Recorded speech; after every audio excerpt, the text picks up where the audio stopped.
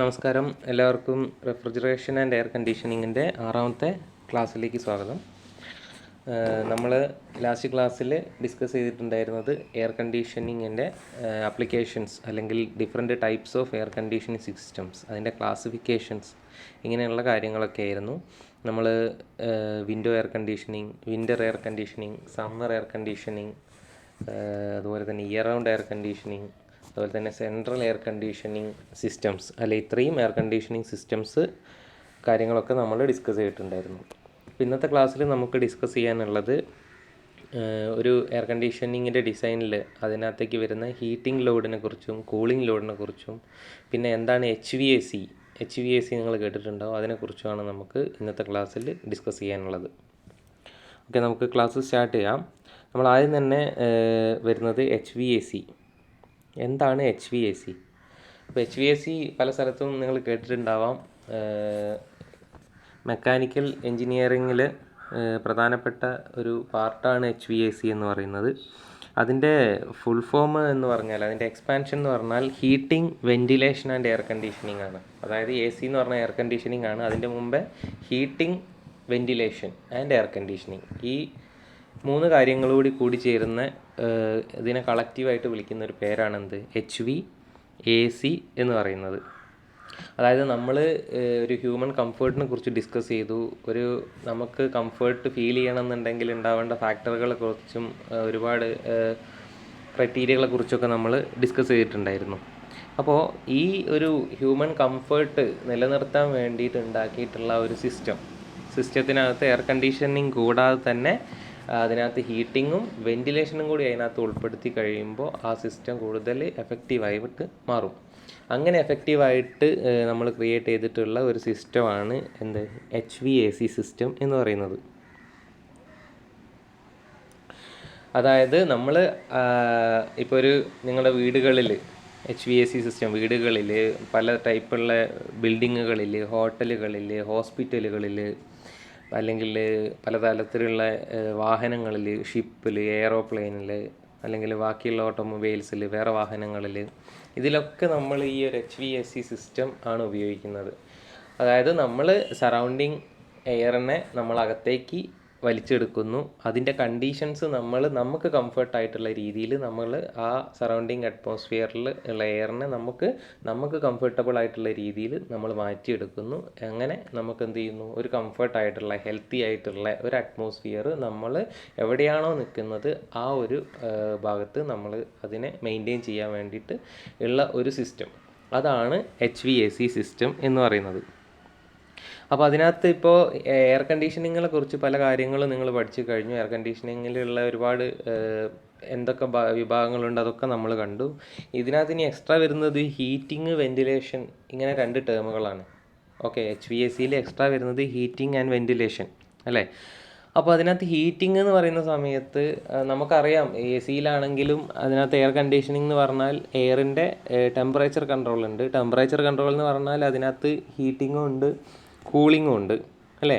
അപ്പോൾ അതായത് ശൈത്യ രാജ്യങ്ങളിലൊക്കെ ആണെങ്കിൽ, ഒരുപാട് തണുപ്പുള്ള സ്ഥലങ്ങളിലൊക്കെ ആണെങ്കിൽ കംഫേർട്ട് കിട്ടണമെന്നുണ്ടെങ്കിൽ അവിടെ നമ്മൾ എയറിൻ്റെ ടെമ്പറേച്ചർ കൂട്ടിക്കൊണ്ടുവരേണ്ടി വരും. അപ്പോൾ നമുക്ക് അവിടെ ഹീറ്റ് ചെയ്യാനുള്ള സിസ്റ്റംസ് ഒക്കെ ചിലപ്പോൾ നമ്മൾ എക്സ്റ്റേണലായിട്ട് സെറ്റ് ചെയ്യാം. ഓക്കെ, അപ്പോൾ അതാണ് നമ്മൾ ഹീറ്റിംഗ് എന്നുകൊണ്ട് ഉദ്ദേശിക്കുന്നത്. പിന്നെ എന്താണ് ഈ വെൻറ്റിലേഷൻ എന്ന് പറഞ്ഞാൽ? വെൻറ്റിലേഷൻ എന്ന് പറഞ്ഞിട്ടുണ്ടെങ്കിൽ നമ്മൾ എന്താണ്, എയറിൻ്റെ ഫ്ലോ ആണ്. അതായത് പുറത്തുള്ള എയറിനെ അകത്തേക്ക് കൊണ്ടുവരിക, അതായത് എയറിൻ്റെ എക്സ്ചേഞ്ച് ആണ്. ഔട്ട്ഡോറിൽ നിന്ന് ഇൻഡോറിലേക്കുള്ള എയറിൻ്റെ എക്സ്ചേഞ്ചിനെയാണ് ശരിക്കും നമ്മൾ വെൻറ്റിലേഷൻ എന്ന് പറയുന്ന ടേം കൊണ്ട് ഉദ്ദേശിക്കുന്നത്. അപ്പോൾ എന്താണ് വെൻറ്റിലേഷൻ കൊണ്ട് എന്തൊക്കെ കാര്യങ്ങളാണ് കിട്ടുന്നുണ്ടാവുക? അതായത് അകത്തുള്ള എയറിനെ മാത്രം സപ്ലൈ ചെയ്യാതെ പുറത്തുള്ള എയറിനെയും കൂടെ നമ്മൾ എന്ത് ചെയ്യുക? അകത്തേക്ക് എടുക്കുക. അപ്പോൾ നമുക്ക് അകത്തുള്ള എയർ മാത്രം സപ്ലൈ ചെയ്യുകയാണെങ്കിൽ ഉണ്ടാകുന്ന ബുദ്ധിമുട്ടുകൾ എന്ന് പറഞ്ഞാൽ, ഇപ്പോൾ ഒരാൾ ശ്വസിക്കുന്ന എയറിനകത്ത്, ഇപ്പോൾ പുറത്തേക്ക് വിടുന്ന എയറിനകത്ത്, നിശ്വസിക്കുന്ന എയറിനകത്ത് നമ്മളെന്താണ്, അതിനകത്ത് ചിലപ്പോൾ കാർബൺ ഡൈ ഓക്സൈഡ് കണ്ടൻറ്റ് കൂടുതലുണ്ടാവാം.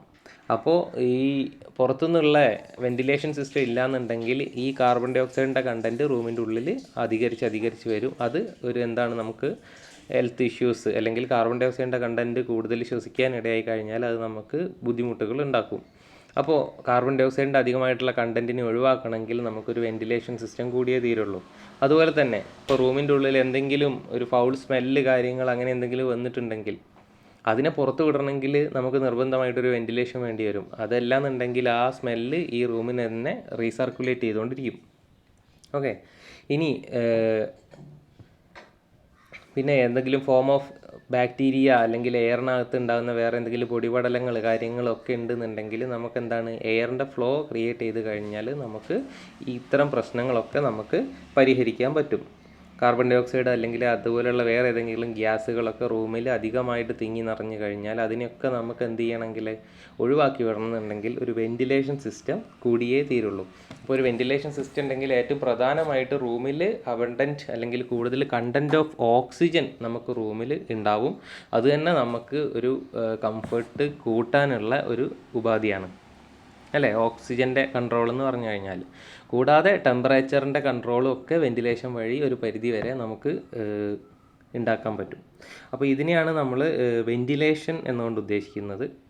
അപ്പോൾ നമ്മൾ ഇങ്ങനെയുള്ള സ്ഥലങ്ങളിലൊക്കെ ഒരു കംഫർട്ട് കണ്ടീഷന് വേണ്ടിയിട്ട് AC-യുടെ കൂടെ വെൻറ്റിലേഷൻ സിസ്റ്റം കൂടെ നമ്മൾ ഉപയോഗിക്കുന്നു. അങ്ങനെ ആണെങ്കിൽ അതിന് ഒരുമിച്ച് നമ്മൾ പറയുന്ന പേരാണ് heating, ventilation and air conditioning എന്ന് പറയുന്നത്. അപ്പോൾ ഇതിനകത്ത് പ്രധാനമായിട്ടും ഉള്ള കമ്പോണൻസ് എന്ന് പറഞ്ഞാൽ ഒരു ഹീറ്റിംഗ് സിസ്റ്റം ഉണ്ടാവും, ഒരു എയർ കണ്ടീഷനിങ് സിസ്റ്റം ഉണ്ടാവും, ഒരു വെൻറ്റിലേഷൻ സിസ്റ്റം ഉണ്ടാവും വിത്ത് ഫാനുള്ള, അതുപോലെ തന്നെ ഒരു ഡീഹ്യൂമിഡിഫിക്കേഷൻ സിസ്റ്റവും ഉണ്ടാവും.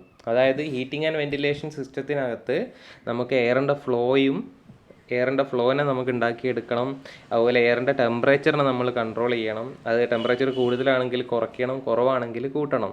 അപ്പോൾ കൂടുതലാണെങ്കിൽ കുറയ്ക്കാൻ വേണ്ടിയിട്ട് ഒരു എയർ കണ്ടീഷനിങ് സിസ്റ്റവും, കുറവാണെങ്കിൽ കൂട്ടാൻ വേണ്ടിയിട്ട് ഒരു ഹീറ്റിംഗ് സിസ്റ്റവും, അതുപോലെ തന്നെ എയറിൻ്റെ ഫ്ലോ ക്രിയേറ്റ് ചെയ്യാൻ വേണ്ടിയിട്ട് അല്ലെങ്കിൽ പുറത്തുള്ള എയറിൻ്റെ സർക്കുലേഷൻ ഉണ്ടാക്കാൻ വേണ്ടിയിട്ട് ഒരു വെൻറ്റിലേഷൻ സിസ്റ്റവും, അതുപോലെ തന്നെ ഹ്യൂമിഡിറ്റി അല്ലേ, നമുക്കറിയാം മോയ്സ്ചർ കണ്ടൻറ്റ് അല്ലെങ്കിൽ വേപ്പർ കണ്ടൻറ്റ് കൂടി കഴിഞ്ഞാൽ ഉണ്ടാകുന്ന ഡിസ്കംഫേർട്ട് ഒഴിവാക്കാൻ വേണ്ടിയിട്ട് ഹ്യൂമിഡിറ്റി കൂട്ടുകയോ കുറയ്ക്കുകയോ ഒക്കെ ചെയ്യേണ്ടി വരും. അതിന് വേണ്ടിയിട്ട് ഹ്യൂമിഡിഫയർ അല്ലെങ്കിൽ ഡീഹ്യൂമിഡിഫയർ അങ്ങനെയുള്ള സാധനങ്ങളൊക്കെ നമ്മൾ ഉപയോഗിക്കും. അപ്പോൾ ഇങ്ങനെയുള്ള സാധനങ്ങളൊക്കെയാണ് ഈ HVAC എക്യുപ്മെൻറ്റിനകത്തുള്ള കമ്പോണൻസ് അല്ലെങ്കിൽ എക്യുപ്മെൻറ്റ്സ് എന്ന് പറഞ്ഞു കഴിഞ്ഞാൽ.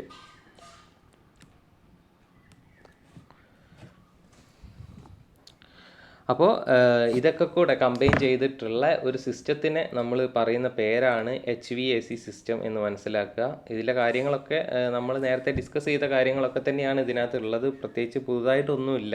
അപ്പോൾ HVAC എന്ന് പറയുന്ന ടേം എന്ന് പറഞ്ഞാൽ നമ്മൾ എയർ കണ്ടീഷനിങ് അല്ലെങ്കിൽ ഒരു കംഫേർട്ട് കണ്ടീഷൻ എന്ന് ഉദ്ദേശിക്കുന്നത് എന്താണോ അല്ലെങ്കിൽ അതെങ്ങനെയാണോ ഉണ്ടാക്കുക അതിന് വേണ്ട കാര്യങ്ങളൊക്കെ ഉൾക്കൊള്ളിച്ചിട്ടുള്ള ഒരു സിസ്റ്റമാണ് HVAC എന്നുള്ളത് മനസ്സിലാക്കുക.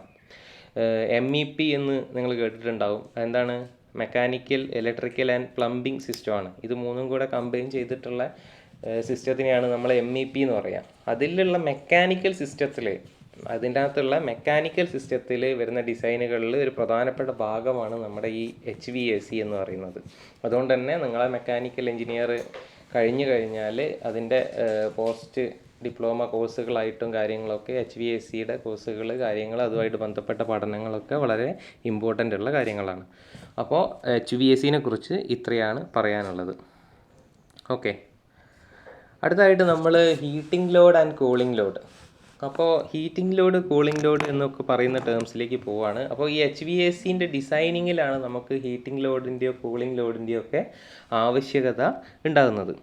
അപ്പോൾ ആ ഹീറ്റിംഗ് ലോഡും കൂളിംഗ് ലോഡും പറയുന്നതിന് മുമ്പേ അത് HVAC ആദ്യമായിട്ട് പുതുതായിട്ട് കേൾക്കുന്ന ഒരാളെ സംബന്ധിച്ചിടത്തോളം ഒരു ഹീറ്റിംഗ് ലോഡും കൂളിംഗ് ലോഡും പറയുമ്പോൾ സംഭവം ഒന്ന് തന്നെയായിരിക്കും. അതായത് ഇതിൽ രണ്ടിലും പറയുന്ന ടേംസ് കാര്യങ്ങൾ അതിൻ്റെ കമ്പോണൻസ് എന്ന് പറയുന്നത് സെയിം ആയിരിക്കും. പക്ഷേ എന്താണ് ഈ ഹീറ്റിംഗ് ലോഡ് കൂളിംഗ് ലോഡ് തമ്മിലുള്ള വ്യത്യാസം എന്നുള്ളത് തുടക്കത്തിൽ ഒന്ന് മനസ്സിലാക്കിയെടുക്കാൻ ചെറിയ ബുദ്ധിമുട്ട് നേരിടാൻ സാധ്യതയുണ്ട്. അപ്പോൾ അതിന് മുമ്പേ ഹീറ്റിംഗ് ലോഡ് കൂളിംഗ് ലോഡിലേക്ക് പോകുന്നതിന് മുമ്പേ എന്താണ് ലോഡ് എന്നുള്ളതൊന്ന് മനസ്സിലാക്കണം. ഓക്കെ, അപ്പോൾ ലോഡിനൊരു ഡെഫിനേഷൻ നമ്മളിവിടെ കൊടുക്കുന്നുണ്ട്. എന്താണ്? It means the amount of heating or cooling required by a building. അതായത് നിങ്ങളെ ഒരു ബിൽഡിംഗ് അല്ലെങ്കിൽ നിങ്ങളുടെ റൂം, ആ റൂമിനകത്ത് ഇപ്പോൾ എന്താണ് കുറച്ച് ടെമ്പറേച്ചർ കൂടുതലാണ് അല്ലേ? ടെമ്പറേച്ചർ കൂടുതലാണെങ്കിൽ നിങ്ങൾക്ക് കംഫർട്ട് ആവണമെങ്കിൽ അതൊരു നിശ്ചിത ടെമ്പറേച്ചറിലേക്ക് നിങ്ങൾ എന്ത് ചെയ്യണം? കുറച്ച് കൊണ്ടുവരണം. അപ്പോൾ അവിടെ എന്താണ്, ആ ഒരു ടെമ്പറേച്ചറിലേക്ക് കുറയ്ക്കണം എന്നുണ്ടെങ്കിൽ അതിലും അധികമായിട്ട് കിടക്കുന്ന ഹീറ്റാണ് അല്ലേ. അപ്പോൾ നിങ്ങൾ റിക്വയർഡ് ടെമ്പറേച്ചറിലേക്ക് കുറയ്ക്കണമെങ്കിൽ അവിടുന്ന് എത്രത്തോളം ഹീറ്റിനെ നിങ്ങൾ പുറന്തള്ളണം, അല്ലെങ്കിൽ എത്രത്തോളം കൂളിംഗ് ആണ് നിങ്ങൾക്കവിടെ ആവശ്യമുള്ളത്, നിങ്ങളെ റിക്വയർമെൻ്റ് ആണ്. അതായത് നിങ്ങൾക്ക് ആവശ്യമുള്ള പുറന്തള്ളേണ്ട ഹീറ്റ് എത്രയാണോ അതിനെയാണ് നമ്മൾ എന്ത് പറയുന്നത്, ലോഡ് എന്ന് പറയുന്നത്. അപ്പോൾ നമ്മളിപ്പോൾ ഈ ഹീറ്റിനെ പുറന്തള്ളാനാണ് നമ്മൾ എ സി ഉപയോഗിക്കുന്നത് അല്ലേ. ഈ പറയുന്ന അമിതമായിട്ട് റൂമിൽ നിങ്ങൾക്ക് കംഫർട്ട് സോണിലും അമിതമായിട്ടുള്ള ഹീറ്റിനെ പുറന്തള്ളാൻ വേണ്ടിയിട്ടാണ് നിങ്ങൾ എ സി ഉപയോഗിക്കുന്നതെങ്കിൽ, അപ്പോൾ ഈ പുറന്തള്ളേണ്ട ഹീറ്റിൻ്റെ അളവ് കുറയുന്നതിനനുസരിച്ച് എ സിയുടെ ലോഡ് കുറയും, അല്ലെങ്കിൽ പുറന്തള്ളേണ്ടുന്ന ഹീറ്റിൻ്റെ അളവ് കൂടുന്നതിനനുസരിച്ച് നിങ്ങളുടെ എ സിയുടെ ലോഡ് കൂടും. ഓക്കെ. അപ്പോൾ ഈ ലോഡ് എന്ന് പറഞ്ഞു കഴിഞ്ഞാൽ എന്താണ്, നിങ്ങൾക്ക് എത്രത്തോളം ഹീറ്റിനെയാണോ ഒഴിവാക്കേണ്ടത്, അല്ലെങ്കിൽ എത്രത്തോളം കൂളിംഗ് എഫക്റ്റ് ആണോ ക്രിയേറ്റ് ചെയ്യേണ്ടത്, അതിനെയാണ് നമ്മൾ എന്ത് പറയുന്നത്, ലോഡ് എന്ന് പറയുന്നത്. അതെപ്പോഴും കൂളിംഗ് മാത്രം ആയിക്കൊള്ളണമെന്നില്ല. അപ്പോൾ തണുപ്പുള്ള സ്ഥലങ്ങളിലാണെങ്കിൽ നിങ്ങൾക്ക് അവിടെ വേണ്ടത് എന്തായിരിക്കും, ഹീറ്റ് ആയിരിക്കും അല്ലേ. തണുപ്പുള്ള സ്ഥലത്താണെങ്കിൽ ഓൾറെഡി എന്താണ്, നിങ്ങൾക്ക് കംഫർട്ട് സോണിനേക്കാളും വളരെ താഴ്ന്ന ടെമ്പറേച്ചറാണ് അവിടെ ഉള്ളതെങ്കിൽ നിങ്ങൾ അവിടേക്ക് കുറച്ച് ഹീറ്റിന് എന്ത് ചെയ്യണം, അകത്തോട്ട് സപ്ലൈ ചെയ്ത് കഴിഞ്ഞെങ്കിൽ മാത്രമേ നിങ്ങൾക്ക് എന്ത് ചെയ്യുള്ളൂ, കംഫർട്ട് സോണിലേക്ക് എത്താൻ പറ്റുള്ളൂ. അപ്പോൾ നിങ്ങൾ അതിനകത്തേക്ക് വലിച്ചെടുക്കേണ്ട ഹീറ്റ് അതും എന്താണ്, റിക്വയർഡ് ഹീറ്റാണ് അല്ലേ. അപ്പോൾ റിക്വയർഡ് എമൗണ്ട് ഓഫ് ഹീറ്റിംഗ് അല്ലെങ്കിൽ റിക്വയർഡ് എമൗണ്ട് ഓഫ് കൂളിംഗ്, ഇതിനെ നമ്മൾ വിളിക്കുന്ന പേരാണ് ലോഡ് എന്നുള്ളത് മനസ്സിലാക്കുക. അപ്പോൾ ലോഡ്, എ സിയുടെ ലോഡ് എന്ന് പറയുന്നത് അതിന് പുറന്തള്ളേണ്ടുന്ന ഹീറ്റാണ്, അതിന് വലിച്ചെടുക്കേണ്ട ഹീറ്റാണ്. ഇവാപ്പറേറ്ററിൽ വെച്ചിട്ട് അതിന് വലിച്ചെടുക്കേണ്ട ഹീറ്റിൻ്റെ അളവാണ് എന്ത്, ലോഡ് എന്ന് പറയുന്നത്. ഓക്കെ. അടുത്തത് കപ്പാസിറ്റി. കപ്പാസിറ്റി എന്ന് പറഞ്ഞു കഴിഞ്ഞാൽ എന്താണ്, കപ്പാസിറ്റി എന്ന് പറഞ്ഞു കഴിഞ്ഞാൽ ഇപ്പോൾ എ സിയുടെ ഒക്കെ കപ്പാസിറ്റി നമ്മൾ ടണ്ണിൽ പറയും, 1 ton A C, 2 ton A C, ഇതൊക്കെ എന്താണ്, കപ്പാസിറ്റിയാണ്. അതെന്താണ്, അതായത് ഒരു എ സി സിസ്റ്റം അല്ലെങ്കിൽ ഒരു HVAC സിസ്റ്റം അതിന് ഓഫർ ചെയ്യാൻ പറ്റുന്ന മാക്സിമം ഹീറ്റ് അബ്സോർബിങ് കപ്പാസിറ്റി അല്ലേ, അതിനെ അബ്സോർബ് ചെയ്യാൻ പറ്റുന്ന മാക്സിമം ഹീറ്റിൻ്റെ അളവിനെയാണ് അതിൻ്റെ കപ്പാസിറ്റി എന്ന് പറയുന്നത്. ഒരു HVAC സിസ്റ്റത്തിന് അബ്സോർബ് ചെയ്യാൻ പറ്റുന്ന ഹീറ്റിൻ്റെ അളവ് അല്ലെങ്കിൽ വലിച്ചെടുത്ത് പുറത്ത് വിടാൻ പറ്റുന്ന ഹീറ്റിൻ്റെ അളവിനെയാണ് അതിൻ്റെ കപ്പാസിറ്റി എന്ന് പറയുന്നത്. അത് നമ്മളൊരു റേറ്റ് ഓഫ് ഫ്ലോ എന്നുള്ള ടേംസിലാണ് നമ്മൾ പറയാറുള്ളത്. എത്രയാണ്, 1 ടൺ എന്ന് പറഞ്ഞു കഴിഞ്ഞാൽ ഏകദേശം 210 2 ton kilo joule per minute, ആ ഒരു റേറ്റിൽ പുറത്ത് വിടുകയാണെങ്കിൽ അതിന് സാധിക്കുന്ന മെഷീനാണ് 1 ടൺ കപ്പാസിറ്റിയുള്ള മെഷീൻ എന്ന് പറയുന്നത്. അപ്പോൾ കപ്പാസിറ്റി എന്ന് പറഞ്ഞു കഴിഞ്ഞാൽ അത് ആ മെഷീൻ്റെ കഴിവാണ്, എത്രത്തോളം ഹീറ്റിനെ വലിച്ച് പുറത്തേക്ക് വിടാൻ പറ്റും ഒരു നിശ്ചിത സമയത്തിൻ്റെ ഉള്ളിൽ. അതാണ് എന്ത്, കപ്പാസിറ്റി എന്നുകൊണ്ട് ഉദ്ദേശിക്കുന്നത്. അപ്പോൾ നമ്മൾ പറഞ്ഞു ലോഡ് പറയുന്ന സമയത്ത് എന്താണ്, ഹീറ്റിങ്ങിന് വേണ്ടിയിട്ടുള്ള ലോഡുണ്ട്, കൂളിങ്ങിന് വേണ്ടിയിട്ടുള്ള ലോഡുണ്ട്. അപ്പോൾ അതിനെ നമ്മൾ ഹീറ്റിംഗ് ലോഡെന്നും കൂളിംഗ് ലോഡെന്നും 2 കാറ്റഗറി ആയിട്ട് തിരിക്കുന്നുണ്ട്. അപ്പോൾ അതിനകത്ത് ഹീറ്റിംഗ് ലോഡ് എന്താണെന്ന് നോക്കാം. ഹീറ്റിംഗ് ലോഡ് എന്ന് പറഞ്ഞാൽ it is amount of heat energy that would need to be added to the space to maintain temperature in an acceptable range. ആ ഡെഫിനിഷൻ ശ്രദ്ധിക്കുന്നതിന് മുമ്പേ നിങ്ങൾ ഒരു കാര്യം മനസ്സിലാക്കുക. ഈ ഹീറ്റിംഗ് ലോഡ് എന്ന് പറയുന്നത് നമ്മൾ ഈ ഒരു വിൻ്റർ സീസണിൽ അല്ലെങ്കിൽ ഒരു ശൈത്യകാലത്ത് അല്ലെങ്കിൽ ഒരു വളരെ തണുപ്പുള്ള അറ്റ്മോസ്ഫിയറിലുള്ള അവസ്ഥയിലാണ് നമ്മൾ ഈ ലോഡിനകത്ത് ഹീറ്റിംഗ് ലോഡിൻ്റെ ആവശ്യമുള്ളത്. അപ്പോൾ ഹീറ്റിംഗ് ലോഡ് എന്ന് പറഞ്ഞാൽ എന്തായിരിക്കും, നമുക്കറിയാം നമുക്ക് റിക്വയർഡ് ടെമ്പറേച്ചർ എന്ന് പറഞ്ഞാൽ നമ്മൾക്ക് റിക്വയർഡ് ടെമ്പറേച്ചറിനേക്കാളും താഴ്ന്ന ടെമ്പറേച്ചറാണ് നിങ്ങളിപ്പോൾ നിൽക്കുന്നതെങ്കിൽ, നിങ്ങൾക്ക് റിക്വയർഡ് ടെമ്പറേച്ചർ 25 ഡിഗ്രി സെൽഷ്യസ് ആണെന്ന് വിചാരിക്കുക. നിങ്ങളിപ്പോൾ നിൽക്കുന്ന സ്ഥലത്ത് 10 ഡിഗ്രി സെൽഷ്യസേ ഉള്ളൂ എന്ന് വിചാരിക്കുക. അപ്പോൾ അതിനെയാണ് നിങ്ങൾ തണുപ്പുള്ള സ്ഥലം എന്ന് പറയുന്നത് അല്ലേ. അങ്ങനെയാണെന്നുണ്ടെങ്കിൽ ആ ഒരു 15 ഡിഗ്രി സെൽഷ്യസ് നിങ്ങൾക്ക് അവിടെ വർദ്ധിപ്പിക്കണമെങ്കിൽ എത്രത്തോളം ഹീറ്റാണോ അവിടേക്ക് ആഡ് ചെയ്യേണ്ടത്, എത്രത്തോളം ഹീറ്റ് എനർജി ആണോ അവിടേക്ക് ആ ഒരു സ്പേസിലേക്ക് ആഡ് ചെയ്യേണ്ടത്, ആ ഒരു ഹീറ്റ് എനർജീൻ്റെ എമൗണ്ടിനെയാണ് നമ്മൾ ഹീറ്റിംഗ് ലോഡ് എന്ന് പറയുക. അപ്പോൾ നമുക്കറിയാം HVAC സിസ്റ്റത്തിൽ ഒരു ഹീറ്റിംഗ് സിസ്റ്റം ഉണ്ട് എന്നറിയാം. ആ ഹീറ്റിംഗ് സിസ്റ്റം ആണ് അത്രയും ഹീറ്റിനെ ആ റൂമിലേക്ക് സപ്ലൈ ചെയ്യേണ്ടത്. അതായത് ഇപ്പം ഞാൻ പറഞ്ഞ എക്സാമ്പിളിനകത്ത് നിന്ന് 10 ഡിഗ്രി സെൽഷ്യസ് ഉള്ള എയറിനെ 25 ഡിഗ്രി സെൽഷ്യസ് ഉള്ള എയറാക്കി മാറ്റാൻ വേണ്ടിയിട്ട് 15 ഡിഗ്രി സെൽഷ്യസ് ഒരു ΔT ചേഞ്ച് ഇൻ ടെമ്പറേച്ചർ അല്ലെങ്കിൽ ആ ടെമ്പറേച്ചറിൻ്റെ വർധനവ് ഉണ്ടാക്കാൻ വേണ്ടിയിട്ട് കൊടുക്കുന്ന ഹീറ്റ് ആര് ചെയ്യണം, ആ ഒരു ഹീറ്റിംഗ് സിസ്റ്റം ചെയ്യണം. ആ ഹീറ്റിംഗ് സിസ്റ്റം എത്ര ഹീറ്റ് കൊടുക്കണമോ ആ ഹീറ്റിൻ്റെ അളവാണ് ഹീറ്റിംഗ് ലോഡ് എന്ന് പറയുന്നത്, അല്ലേ? അപ്പോൾ ഹീറ്റിംഗ് ലോഡ് എപ്പോഴാണ് കൂടുക? ഹീറ്റിംഗ് ലോഡ് എപ്പോഴാണ് കൂടുക എന്ന് വെച്ചാൽ ഈ അറ്റ്മോസ്ഫിയറിക്, നിങ്ങൾ ഇരിക്കുന്ന അറ്റ്മോസ്ഫിയറിക് ടെമ്പറേച്ചർ എത്രത്തോളം താഴ്ന്നു പോകുന്നോ, ഈ 10 ഉള്ളത് 5 പോയി, അല്ലെങ്കിൽ 0 ഡിഗ്രി സെൽഷ്യസിലാണ് നിൽക്കുന്നതെങ്കിൽ നിങ്ങൾ 25 ഡിഗ്രി സെൽഷ്യസ് അവിടെ കൂട്ടണം. അപ്പോൾ അതിന് കറസ്പോണ്ടിങ് ആയിട്ടുള്ള ഹീറ്റ് ആ റൂമിലേക്ക് സപ്ലൈ ചെയ്ത് കൊടുക്കണം. അപ്പോൾ നമ്മളെന്താണ്, ആ ഒരു HVAC സിസ്റ്റത്തിന് അതൊരു ലോഡാണ്. ആ ലോഡിനെയാണ് നമ്മൾ ഹീറ്റിംഗ് ലോഡ് എന്ന് പറയുന്നത്. അപ്പോൾ ഹീറ്റിംഗ് ലോഡ് കൂടി വരുന്നത് നിങ്ങളുടെ കറൻറ്റ് ടെമ്പറേച്ചർ കുറഞ്ഞ് വരുന്ന സമയത്താണ് എന്നുള്ളത് മനസ്സിലാക്കുക. അതുപോലെ തന്നെ ഹീറ്റിംഗ് ലോഡ് കുറഞ്ഞു വരുന്നത് നിങ്ങളെ കറൻറ്റ് അറ്റ്മോസ്ഫിയറിക് ടെമ്പറേച്ചർ, അല്ലെങ്കിൽ നിങ്ങളുടെ റൂമിലുള്ള ടെമ്പറേച്ചർ റിക്വയർഡ് ടെമ്പറേച്ചറിനോട് അടുത്താണെങ്കിൽ, അല്ലെങ്കിൽ ഇപ്പോൾ എക്സാമ്പിൾ നിങ്ങളുടെ റൂമിലുള്ള ടെമ്പറേച്ചർ 20 ഡിഗ്രി സെൽഷ്യസ് ആണെന്ന് വിചാരിക്കുക, നിങ്ങൾക്ക് വേണ്ടത് 25 ഡിഗ്രി സെൽഷ്യസ് ആണ്. അങ്ങനെയാണെങ്കിൽ 5 ഡിഗ്രി സെൽഷ്യസ് ടെമ്പറേച്ചറിൽ വർധനവ് ഉണ്ടാക്കാൻ ആവശ്യമായ ഹീറ്റ് മാത്രമേ ആ ഒരു ഹീറ്റിംഗ് സിസ്റ്റം സപ്ലൈ ചെയ്യേണ്ടതുള്ളൂ. അപ്പോൾ ആ ഹീറ്റിംഗ് സിസ്റ്റം കൊടുക്കേണ്ടുന്ന ഹീറ്റ് എനർജി കുറവാണ്, അഥവാ ആ ഹീറ്റിംഗ് സിസ്റ്റം കൊടുക്കേണ്ടുന്ന ലോഡ് കുറവാണ്, അതിൻ്റെ ലോഡ് കുറവാണ്. അതിനെയാണ് നമ്മൾ എന്ത് പറയുന്നത്? ഹീറ്റിംഗ് ലോഡ് എന്ന് പറയുന്നത്. ഹീറ്റിംഗ് ലോഡ് തണുപ്പുള്ള സ്ഥലങ്ങളിലാണ് ഹീറ്റിംഗ് ലോഡിൻ്റെ പ്രസക്തി ഉള്ളത് എന്നുള്ളത് മനസ്സിലാക്കി വെക്കുക.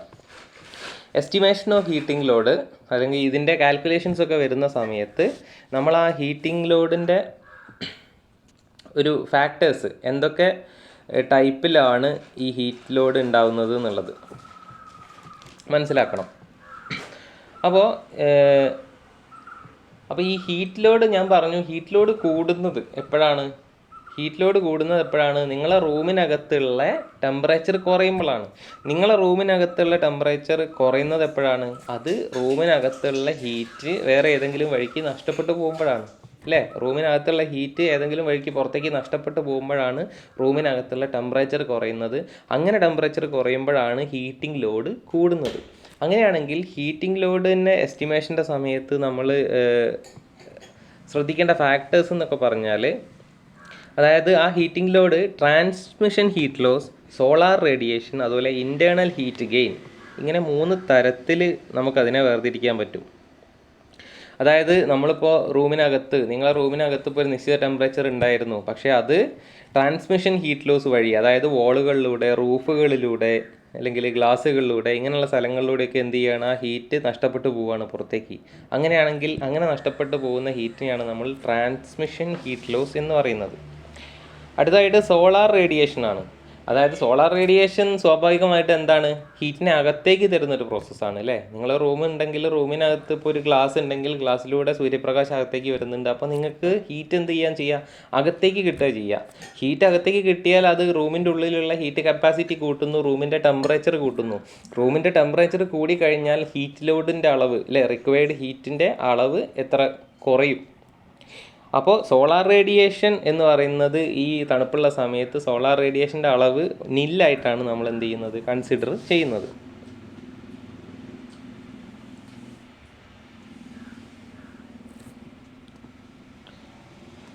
പിന്നെ വരുന്നത് എന്താണ്? ഇൻറ്റേർണൽ ഹീറ്റ് ഗെയിൻസ്, അല്ലേ? ഹീറ്റിംഗ് ലോഡ് കാൽക്കുലേറ്റ് ചെയ്യുമ്പോൾ ഇൻറ്റേർണൽ ഹീറ്റ് ഗെയിൻസ് എന്ന് പറഞ്ഞിട്ട് കുറച്ച് സംഭവങ്ങളുണ്ട്. അതായത് നിങ്ങൾക്കറിയാം, ഇപ്പം ഞാൻ പറഞ്ഞു എന്താണ്? തണുപ്പുള്ള സ്ഥലമാണ്, തണുപ്പുള്ള സ്ഥലത്ത് ടെമ്പറേച്ചർ കുറവാണ്. നിങ്ങൾക്ക് ടെമ്പറേച്ചർ കൂട്ടാൻ വേണ്ടിയിട്ട് നിങ്ങൾ ഹീറ്റ് സപ്ലൈ ചെയ്യണം. പക്ഷേ നിങ്ങൾ അത്രയും ഹീറ്റ്, ഇപ്പോൾ 10 ഡിഗ്രി ഉള്ളത് 25 ഡിഗ്രി സെൽഷ്യസ് ആക്കാൻ വേണ്ടിയിട്ടുള്ള ഹീറ്റ് നിങ്ങൾ സപ്ലൈ ചെയ്യണം എന്ന് പറഞ്ഞു. അത്രയും സപ്ലൈ ചെയ്യേണ്ട ഹീറ്റ് നിങ്ങൾ ആ ഒരു ഹീറ്റിംഗ് സിസ്റ്റം വെച്ച് മാത്രം സപ്ലൈ ചെയ്യേണ്ട ആവശ്യം ഉണ്ടാവില്ല. കാരണം ആ റൂമിനകത്ത് അല്ലാതെയും ഹീറ്റിനെ ഉണ്ടാക്കുന്ന എന്തെങ്കിലും സംഭവങ്ങൾ ആ റൂമിനകത്ത് ഉണ്ടെങ്കിൽ ആ ഒരു ഹീറ്റും കൂടെ നമ്മൾ കാൽക്കുലേറ്റ് ചെയ്തിട്ട് ബാക്കി എത്രയാണോ വേണ്ടത് അത് മാത്രം നമ്മൾ എന്ത് ചെയ്താൽ മതി? റൂമിലേക്ക് സപ്ലൈ ചെയ്താൽ മതി. എന്ന് പറഞ്ഞു കഴിഞ്ഞാൽ, ഇപ്പോൾ അതിനകത്ത് എന്തെങ്കിലും മെഷീൻ, ആ റൂമിനകത്ത് എന്തെങ്കിലും മെഷീൻസ് പ്രവർത്തിപ്പിക്കുന്നുണ്ടെന്ന് വിചാരിക്കുക. ആ മെഷീൻസ് വർക്ക് ചെയ്യുന്ന സമയത്ത്, ഉദാഹരണം ഇപ്പോൾ എന്തെങ്കിലും മോട്ടോർ കൊണ്ടൊക്കെ വർക്ക് ചെയ്യിപ്പിക്കുന്ന സാധനമാണെന്നുണ്ടെങ്കിൽ ആ മോട്ടറൊക്കെ വർക്ക് ചെയ്യുന്ന സമയത്ത് അതിനകത്തുനിന്ന് കുറച്ച് ഹീറ്റ് ജനറേറ്റ് ചെയ്യും. അതുപോലെ തന്നെ വേറെ എന്തെങ്കിലും മെഷീനറീസ്, ഇപ്പോൾ ഫാന്, അല്ലേ, ഫാനിനകത്തൊക്കെ മോട്ടർ ഉണ്ട്, അല്ലേ? ആ ഫാനൊക്കെ വർക്ക് ചെയ്യുന്ന സമയത്ത് ചെറുതാണെങ്കിലും ഒരു ചെറിയ എമൗണ്ട് ഓഫ് ഹീറ്റ് ആ റൂമിനകത്ത് ഇങ്ങനെ ഉണ്ടായി വരുന്നുണ്ട്. ഓക്കെ. ഇപ്പോൾ ഒരു ഫ്രിഡ്ജ് വെക്കുകയാണെങ്കിൽ, അപ്പോൾ റെഫ്രിജറേറ്റർ വെക്കുകയാണെങ്കിൽ എന്താ ചെയ്യുന്നത്? റെഫ്രിജറേറ്ററിൻ്റെ ഉള്ളിൽ തണുക്കുക എന്ന് പറഞ്ഞാൽ അതിനകത്തുള്ള ഹീറ്റിനെ വലിച്ച് പുറത്തേക്ക് വിടുകയാണ് ബാക്കിലത്തെ കണ്ടൻസർ കോയിൽ വഴി. അപ്പോൾ റൂമിൻ്റെ ഉള്ളിലത്തെ ഹീറ്റ് ചെറിയ തോതിൽ വർദ്ധിച്ചു വരും. അപ്പോൾ ഇങ്ങനെ അപ്പോൾ റൂമിൻ്റെ ഉള്ളിലുള്ള സിസ്റ്റം വെച്ചിട്ട്, പിന്നെ ആളുകൾ കുറേ ആൾ റൂമിലുണ്ടെങ്കിൽ, ഇപ്പോൾ ഒരു സിനിമ തിയേറ്ററോ മാളോ ഒക്കെ ആണെങ്കിൽ അവിടെ ഒരുപാട് ആളുകൾ ഉണ്ടാവും അല്ലേ.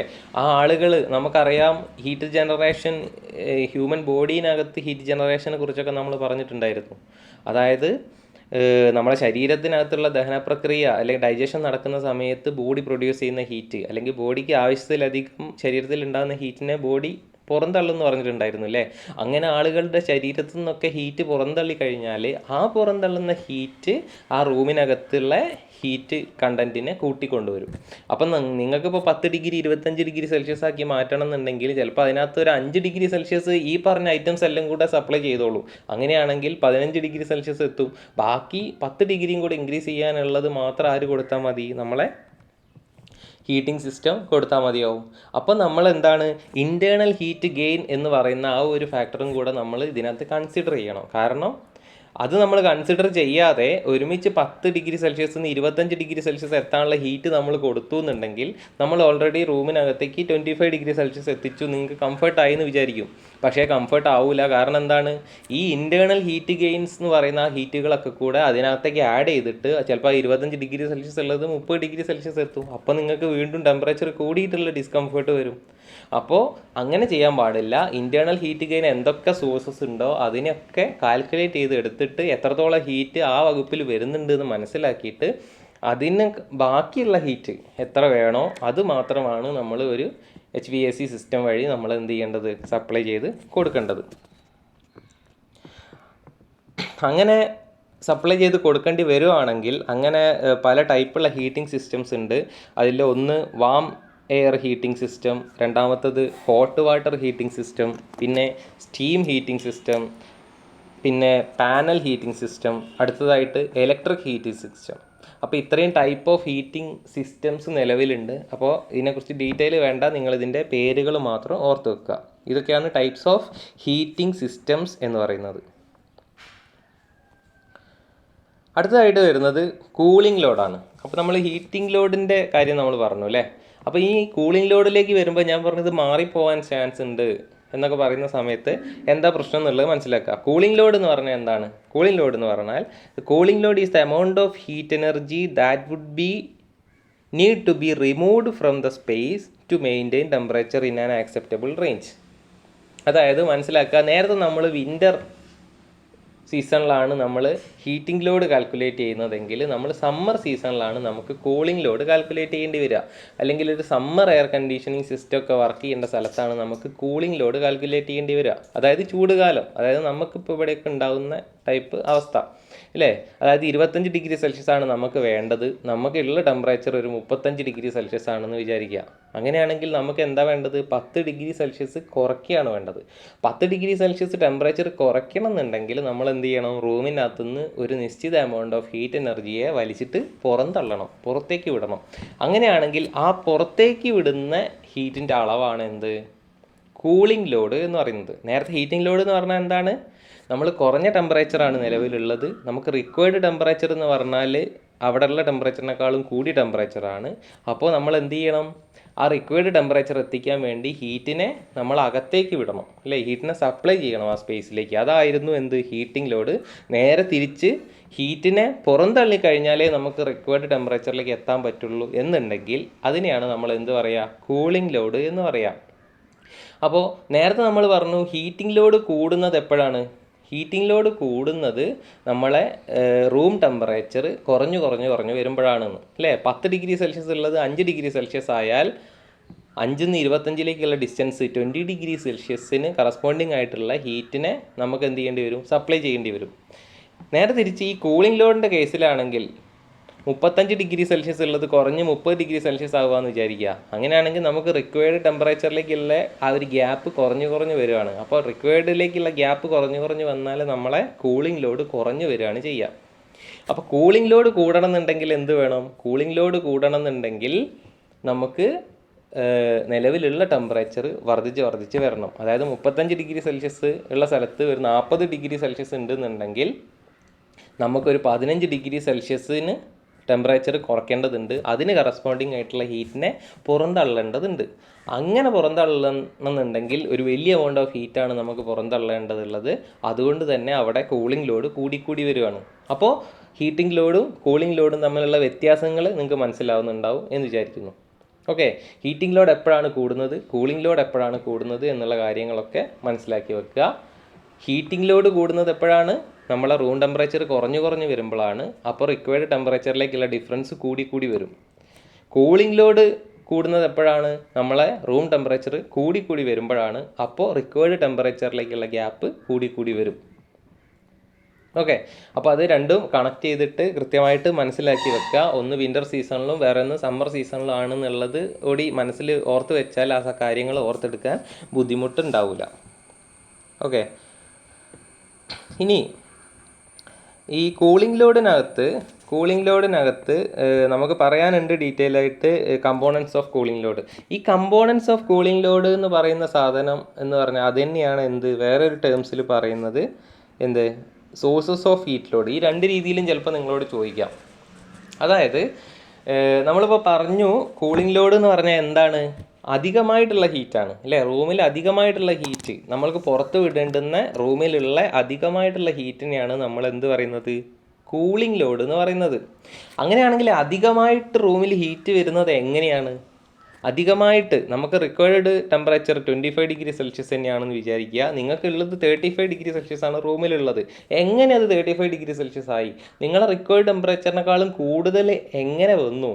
ആ കൂടുതലാവാനുള്ള കാരണം എന്തൊക്കെയോ ഹീറ്റ് സോഴ്സുകൾ റൂമിലുണ്ട് അല്ലേ? ആ റൂമിലേക്ക് ഹീറ്റിനെ കൊണ്ടുവരുന്ന അല്ലേ, നിങ്ങൾക്ക് ഡിസ്കംഫേർട്ട് ഉണ്ടാക്കുന്ന രീതിയിൽ ഹീറ്റിനെ അകത്തേക്ക് കൊണ്ടുവരുന്ന എന്തൊക്കെയോ ഹീറ്റിൻ്റെ സോഴ്സ് ആ റൂമിലുണ്ട് അല്ലെങ്കിൽ ആ ഒരു ബിൽഡിങ്ങിലുണ്ട് എന്നാണ് മനസ്സിലാക്കേണ്ടത്. ആ സോഴ്സുകൾ എന്തൊക്കെയാണെന്നാണ് നമ്മളിവിടെ പറയുന്നത്. ആ സോഴ്സുകൾ എന്തൊക്കെയാണ്? ആ സോഴ്സുകൾ ഒന്ന് പറയുന്നു കമ്പോണൻസ് ഓഫ് കൂളിംഗ് ലോഡ്, അത് നമുക്ക് ഡിസ്കസ് ചെയ്യാനുണ്ട്. അടുത്തത് heat flow due to conduction, solar radiation, heat gain due to infiltration, heat gain due to ventilation, load from occupants, heat gain from electrical appliances and heat gain from other products. അപ്പോൾ ഇത്രയും കാര്യങ്ങളാണ് sources of heat load എന്ന് പറയുന്നത്. ഈ പറയുന്ന ഇത്രയും ഫാക്ടേഴ്സിനകത്തുനിന്നും എന്ത് ചെയ്യാം? ഹീറ്റ് ആ റൂമിൽ അധികരിച്ച് വരാം, അല്ലെങ്കിൽ റൂമിലേക്ക് ഹീറ്റിനെ സപ്ലൈ ചെയ്യുന്ന സോഴ്സുകളാണ് ഈ പറഞ്ഞ കാര്യങ്ങളൊക്കെ. അപ്പോൾ ഇത്രയും സോഴ്സുകളാണ് എന്ത് ചെയ്യുന്നത്? റൂമിനകത്തുള്ള ഹീറ്റിനെ വർദ്ധിപ്പിക്കുന്നത്. റൂമിനകത്തുള്ള ഹീറ്റ് വർദ്ധിച്ചു കഴിഞ്ഞാൽ എന്ത് സംഭവിക്കും? കൂളിംഗ് ലോഡ് കൂടും. നമ്മൾ പറഞ്ഞു കൂളിംഗ് ലോഡ് കൂടുന്നത് എപ്പോഴാണ്? റൂം ടെമ്പറേച്ചർ കൂടുമ്പോൾ. റൂം ടെമ്പറേച്ചർ കൂടണമെങ്കിൽ റൂമിലേക്ക് സപ്ലൈ ചെയ്യുന്ന ഹീറ്റിൻ്റെ അളവ് കൂടിക്കഴിഞ്ഞാലാണ് റൂമിലെ ടെമ്പറേച്ചർ കൂടുക. റൂം ടെമ്പറേച്ചർ കൂടുന്ന സമയത്ത് എന്ത് ചെയ്യും? റിക്വയർഡ് ടെമ്പറേച്ചറും റൂം ടെമ്പറേച്ചറും തമ്മിലുള്ള ഡിഫറൻസ് കൂടിക്കൂടി വരും. ആ ഡിഫറൻസ് കൂടിക്കൂടി വരുന്ന സമയത്ത് കൂളിംഗ് ലോഡ് കൂടിക്കൂടി വരും. അപ്പോൾ കൂളിംഗ് ലോഡ് കൂടാൻ കാരണമാകുന്നത് എന്താണ്? ഇങ്ങനെ ആ റൂമിനകത്ത് ഉണ്ടാവുന്ന ഹീറ്റ് ലോഡുകളുടെ പല വിധത്തിലുള്ള സോഴ്സുകളാണ്. അപ്പോൾ കൂളിംഗ് ലോഡിൻ്റെ കമ്പോണൻസ് എന്ന് പറഞ്ഞാൽ എന്ത് തന്നെയാണ്? അത് തന്നെയാണ് ഈ സോഴ്സ് ഓഫ് ഹീറ്റ് ലോഡ് എന്ന് പറയുന്നത് എന്നുള്ളത് മനസ്സിലാക്കാം. അപ്പോൾ സോഴ്സ് ഓഫ് ഹീറ്റ് ലോഡ് എന്ന് പറഞ്ഞാലും കമ്പോണൻ്റ് ഓഫ് കൂളിംഗ് ലോഡ് എന്ന് പറഞ്ഞാൽ എന്ത് തന്നെയാണ്? ഒന്ന് തന്നെയാണ്. കൂളിംഗ് ലോഡിൻ്റെ കമ്പോണൻ്റ് എന്ന് പറഞ്ഞാൽ കൂളിംഗ് ലോഡ് കൂട്ടാൻ കാരണമായ കമ്പോണൻ്റ് എന്നാണ്. കൂളിംഗ് ലോഡ് കൂട്ടാൻ കാരണമായ കമ്പോണൻസ് എന്ന് പറഞ്ഞാൽ എന്താണ്? അത് ഹീറ്റ് സപ്ലൈ ചെയ്യുന്ന പലവിധ സോഴ്സുകളാണ്. അതുകൊണ്ട് തന്നെ സോഴ്സസ് ഓഫ് ഹീറ്റ് ലോഡ്സ് എന്ന് പറഞ്ഞാലും കമ്പോണൻസ് ഓഫ് കൂളിംഗ് ലോഡ് എന്ന് പറഞ്ഞാലും സെയിം തന്നെയാണെന്ന് മനസ്സിലാക്കുക. ഇനി നമ്മൾ കമ്പോണൻസ് ഓഫ് കൂളിംഗ് ലോഡിലേക്ക് വരികയാണ്. അപ്പോൾ നമുക്ക് കൂടുതലായിട്ട് എക്സ്പ്ലെയിൻ ചെയ്യാനുള്ളത് എന്ത് തന്നെയാണ്? നമുക്ക് ഈ പറഞ്ഞ സോഴ്സസ് ഓഫ് ഹീറ്റ് ലോഡ്സ് തന്നെയാണ്. അതുകൊണ്ടാണ് ഞാൻ അവിടെ എക്സ്പ്ലെയിൻ ചെയ്യാതെ ഞാൻ പേര് മാത്രം പറഞ്ഞിട്ട് പോയത്. അപ്പോൾ ഈ കമ്പോണൻ്റ് ഓഫ് കൂളിംഗ് ലോഡിനെ നമ്മൾ പ്രധാനമായിട്ടും രണ്ട് രീതിയിൽ ക്ലാസിഫൈ ചെയ്യും. അതായത് നമ്മൾ മേലെ ലിസ്റ്റ് ചെയ്ത കുറേ സാധനങ്ങൾ ഉണ്ടായിരുന്നു. ആ സാധനത്തിനെ രണ്ട് ക്ലാസിഫൈ ചെയ്തിട്ട് ആ രണ്ട് ക്ലാസിഫിക്കേഷൻ്റെ അണ്ടറിലേക്ക് ആക്കിയിട്ട് ഈ പോയിന്റുകൾ നമ്മൾ വീതിച്ചെടുക്കും. അപ്പോൾ അത് എന്തൊക്കെയാണെന്നുള്ളത് നോക്കാം. അപ്പോൾ കമ്പോണൻസ് ഓഫ് കൂളിംഗ് ലോഡിൽ പ്രധാനമായിട്ടും രണ്ട് കമ്പോണൻസ് ആണുള്ളത്. മനസ്സിലാക്കി വെക്കുക, ഇമ്പോർട്ടൻ്റ് ആണ്. അതിലൊന്നാണ് സെൻസിബിൾ ഹീറ്റ് ഗെയിൻ, അതുപോലെ രണ്ടാമത്തതാണ് ലേറ്റൻറ്റ് ഹീറ്റ് ഗെയിൻ. ഇതാണ് കൂളിംഗ് ലോഡിൻ്റെ കമ്പോണൻസിനെ രണ്ട് വിഭാഗങ്ങൾ എന്ന് പറഞ്ഞാൽ രണ്ട് കമ്പോണൻസ് പ്രധാനമായിട്ട് ഏതൊക്കെയാണ്? ഒന്ന് സെൻസിബിൾ ഹീറ്റ് ഗെയിൻ ആൻഡ് രണ്ടാമത് ലേറ്റൻറ്റ് ഹീറ്റ് ഗെയിൻ. അങ്ങനെയാണെങ്കിൽ എന്താണ് സെൻസിബിൾ ഹീറ്റ് ഗെയിൻ എന്ന് നോക്കാം അല്ലേ? സെൻസിബിൾ ഹീറ്റ് ഗെയിൻ എന്ന് പറഞ്ഞു കഴിഞ്ഞാൽ നിങ്ങൾക്കറിയാം, സെൻസിബിൾ ഹീറ്റ് ലേറ്റൻറ്റ് ഹീറ്റ് എന്ന് പറഞ്ഞാൽ എന്താണെന്നുള്ളത് നമ്മൾ ഡിസ്കസ് ചെയ്തിട്ടുണ്ടായിരുന്നു അല്ലേ? അതായത് ഫേസ് ചേഞ്ച് ചെയ്യാതെ, ഒരു പദാർത്ഥത്തിൻ്റെ ഫേസ് ചേഞ്ച് ചെയ്യാതെ ടെമ്പറേച്ചർ ഇൻക്രീസ് ചെയ്യുകയാണെന്നുണ്ടെങ്കിൽ അതിനുള്ള ഹീറ്റിനെയാണ് നമ്മൾ എന്ത് പറയുന്നത്? സെൻസിബിൾ ഹീറ്റ് എന്ന് പറയുന്നത് അല്ലേ? ഫേസ് ചേഞ്ച് ചെയ്യാതെ എന്ന് പറഞ്ഞു കഴിഞ്ഞാൽ സോളിഡ് ലിക്വിഡ് ആവരുത്, ലിക്വിഡ് വേപ്പർ ആവരുത്, അങ്ങനെ ഫേസ് ചേഞ്ചുകളൊന്നും നടക്കരുത്. പക്ഷേ ടെമ്പറേച്ചർ കൂടുകയും വേണം. അപ്പോൾ ഒരു 10 ഡിഗ്രിയിലുള്ള വെള്ളം 60 ഡിഗ്രിയിലുള്ള വെള്ളമായി മാറിയാൽ, 10 ഡിഗ്രി സെൽഷ്യസിലുള്ള വാട്ടർ 60 ഡിഗ്രി സെൽഷ്യസിലുള്ള വാട്ടറായിട്ട് മാറിയാൽ അവിടെ കൊടുത്തത് സെൻസിബിൾ ഹീറ്റാണ്.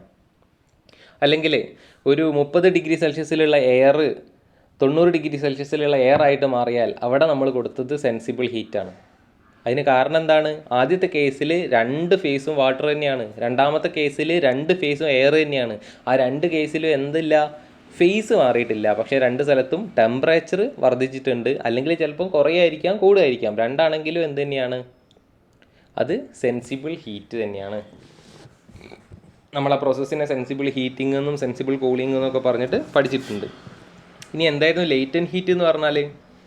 ലേറ്റൻറ്റ് ഹീറ്റ് നമുക്കറിയാം, അത് ഇവാപ്പറേഷൻ വരുമ്പോൾ സംഭവിക്കുന്നതായിരുന്നു ലേറ്റൻറ്റ് ഹീറ്റ്. അപ്പോൾ അതായത് ഇവാപ്പറേഷൻ എന്ന് മാത്രം പറയാൻ പാടില്ല, നമ്മൾ ഫേസ് ചേഞ്ച് ചെയ്യണം, ടെമ്പറേച്ചർ ചേഞ്ച് ചെയ്യരുത്. അതായത് ഫേസ് ചേഞ്ച് ചെയ്യാതെ, ഒരു പദാർത്ഥത്തിൻ്റെ ഫേസ് മാറാതെ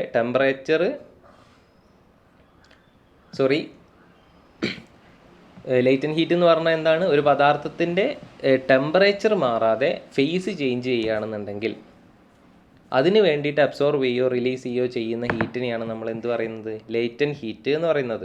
സെൻസിബിൾ ഹീറ്റ് എന്ന് പറഞ്ഞാൽ അവിടെ ഫേസ് കോൺസ്റ്റൻ്റ് ആണ്, ടെമ്പറേച്ചർ വേരിയിങ് ആണ്. ലേറ്റൻറ്റ് ഹീറ്റ് എന്ന് പറഞ്ഞാൽ അവിടെ ടെമ്പറേച്ചർ കോൺസ്റ്റൻ്റ് ആണ്, ഫേസ് ആണ് വേരി ചെയ്യുന്നത്.